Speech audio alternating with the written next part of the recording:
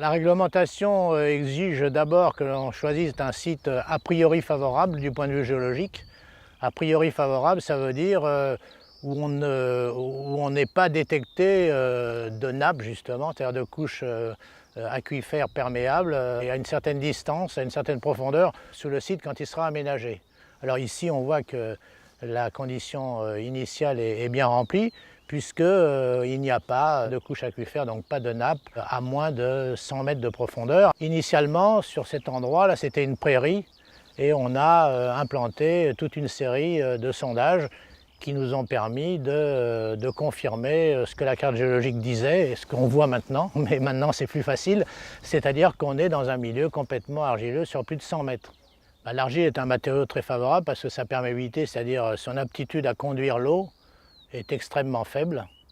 Et effectivement, elle se mesure d'ailleurs avec des unités qui font l'objet d'ailleurs de normes, c'est-à-dire qu'on doit avoir des perméabilités qui sont en dessous de certaines valeurs d'après la réglementation.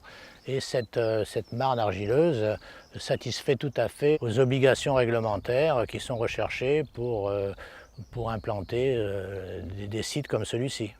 Pour assurer un contrôle de l'évolution des eaux dans le milieu en périphérie du site et pour s'assurer que le site ne provoque aucune contamination, on réalise ce qu'on appelle des piézomètres de contrôle. Ces piézomètres de contrôle sont décidés avec le concours et sous l'avis d'un hydrogéologue agréé désigné par l'administration. Et effectivement, l'obligation de contrôler ces niveaux est précisée dans l'arrêté préfectoral d'autorisation.